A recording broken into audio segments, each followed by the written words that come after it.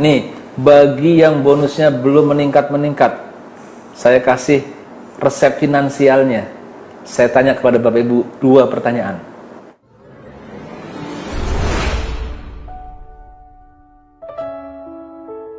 Sekali lagi, bagi kita yang bisnisnya, bonusnya, penghasilannya tidak kunjung meningkat atau stagnan, berarti jaringannya juga stagnan kan? Saya tanya 2 hal buat introspeksi kita dari sudut finansial. Yang pertama adalah, adakah hutang yang sebenarnya kita sanggup untuk bayar tapi kita tunda-tunda pembayarannya? Hutang Bapak Ibu, kita sudah sanggup bayar, sudah punya uang, tapi kita terus menunda. Hutang yang seperti ini akan menghambat kesuksesan kita. Karena begitu Allah melihat kita, ini orang sudah dikasih kemampuan, tapi kenapa kewajiban paling asasi tidak dia tunaikan? Seorang mujahid yang mati fisabilillah saja semua dosanya diampuni kecuali hutang. Rasulullah SAW pernah ketika akan mensolati seorang jenazah berhenti tidak mau menyolati karena Rasulullah tahu ada hutang yang belum terbayar. Hingga ada kemudian seorang sahabat yang menanggung hutang tersebut, baru Rasulullah mau sholatin. Hutang ini menyebabkan amal soleh kita tergantung, nggak sampai ke langit Bapak Ibu. Dan saya ketika konseling bisnis banyak sekali mendapatkan hal ini. Ternyata Bapak Ibu boleh buktikan sekarang ketika kita punya kemampuan, hutang selesaikan, maka keberkahan akan muncul dalam harta kita, dalam bisnis kita. Bapak Ibu akan maju terus, jaya terus. Yang kedua, kita sudah punya penghasilan, bagaimana dengan zakat kita? Bagaimana dengan pengeluaran zakat kita? Kita banyak seringkali lupa Bapak Ibu. Jangan salah. Kita menyangka nanti kalau kita sudah kaya, kita akan dermawan. Belum tentu. Belum tentu. Ketika harta yang sedikit saja kita sudah bakhil, bisa jadi ketika Allah kasih harta kita lebih banyak lagi, justru semakin bakhil. Dan Allah barangkali begitu sayangnya sama kita, sehingga Allah nggak ngasih kita kesuksesan. Sekali lagi, Allah itu begitu sayang dan cintanya sama kita, sehingga Allah tidak memberikan kita kesuksesan. Karena Allah Maha tahu bahwa kalau kita dikasih dunia, kita akan lupa, kita akan semakin lalai. Ya, kita akan lihat tuh Sa'labah. Sa'labah itu sahabat Nabi yang rajin sholat di masjid. Rajin setiap 5 waktu sholat di masjid.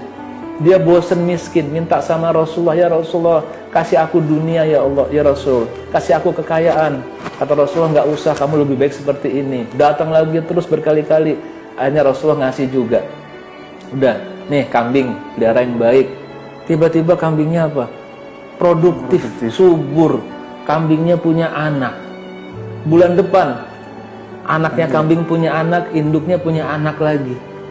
Depannya cucunya kambing punya cicit, anaknya punya cucu, ininya punya anak lagi. Dalam waktu singkat, ya lembah itu dipenuhi oleh kambingnya Sa'labah. Yang tadinya sholat 5 waktu di masjid, tinggal 2 waktu saja. Lama-lama nggak pernah lagi sholat di masjid. Na'udzubillah. Jadi bisa jadi Bapak Ibu sekarang Allah ngasih kita, Allah belum memberikan kita kesuksesan dalam bisnis ini karena Allah Maha tahu bahwa kita belum pantas. Maka pantaskan diri kita, kita buktikan kita ini dermawan.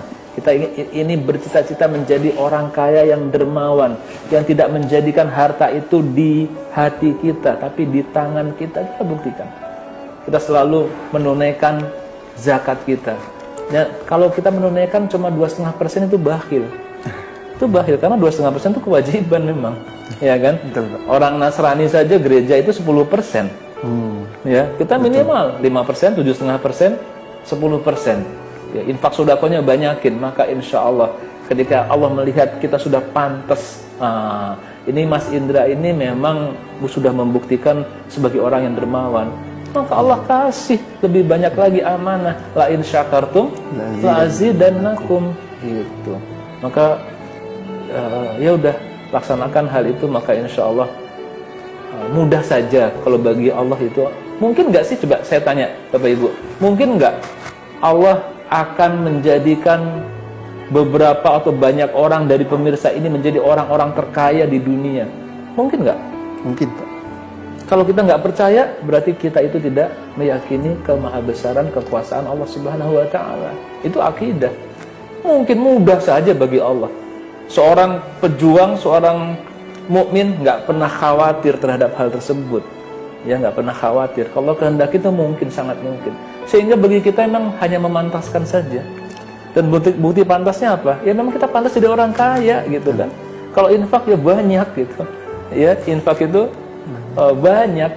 Nah, itu baru pantas jadi orang kaya. Dan insya Allah Allah akan mengkayakan, mensukseskan kita. Amin, amin.